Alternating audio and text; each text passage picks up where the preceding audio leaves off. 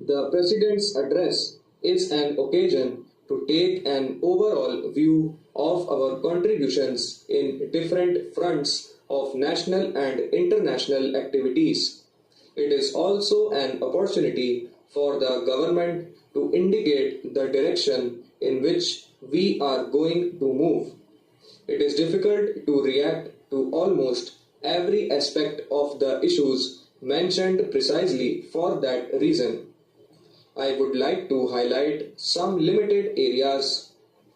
First of all, India in its efforts of the last 40 years has tried to develop a vibrant democratic polity.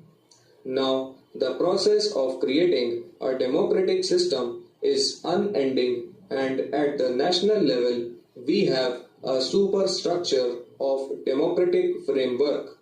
So is the situation with regard to the state level, but at the third level, at the district level, it needed considerable re-strengthening. Now, having regard to the need for democratic decentralization in decision making in the devolution of resources at lower levels and for strengthening of the infrastructure and functioning of the local level democracy, the government has taken a refreshing initiative.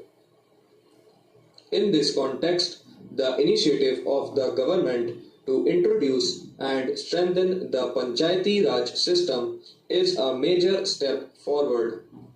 India has known the Panchayat system right from the beginning, from the pre-independence period as well.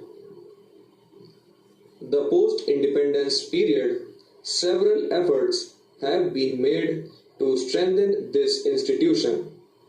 But for one reason or the other, it has not been able to get a sound footing and acquire the vibrance that is required in the working at that level.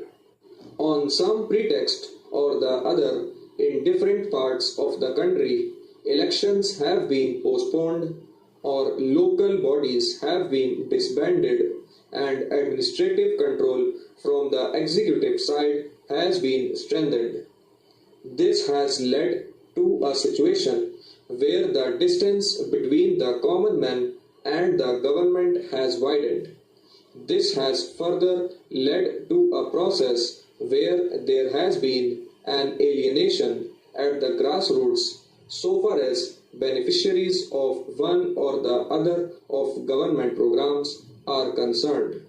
When we are trying to give the country a trial in the development process, the success depends on what opportunities we provide for the people to influence the decision making, what are the points for democratic contribution with regard to the things which are uppermost in their thinking. Now you have the electoral process where it is the parliament or it is the state assembly.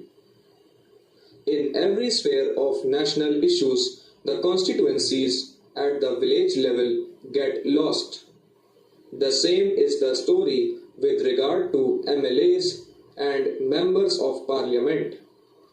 They make laudable contribution in the national life, but the overwhelming character of the spheres or areas in which they operate does not allow sufficient justice to the local system, and the electoral process does not do full justice through the central and the state level processes to the local level problems.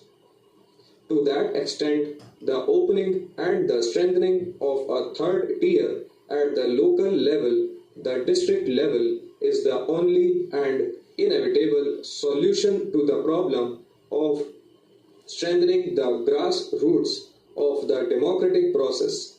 But the democratic process will not work through the political process only. It requires a solid economic component.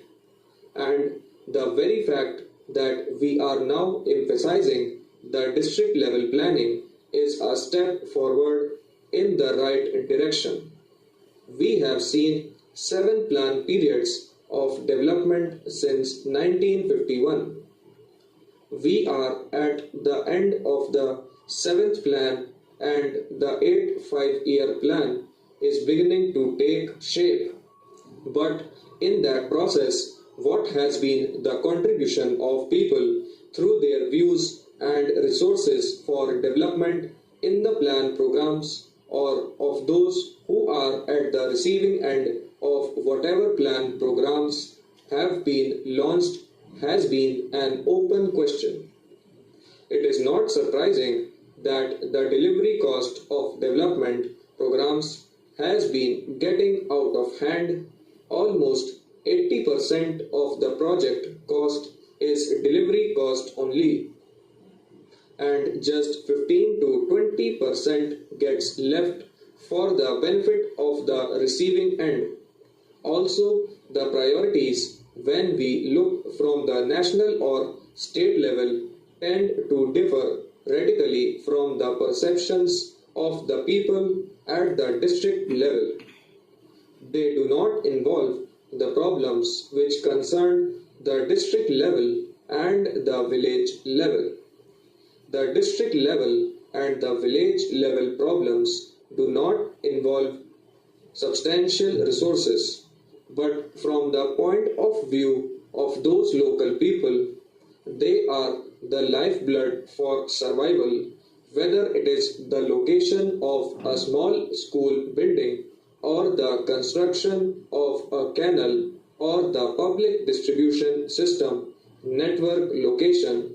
They are all local development concerns.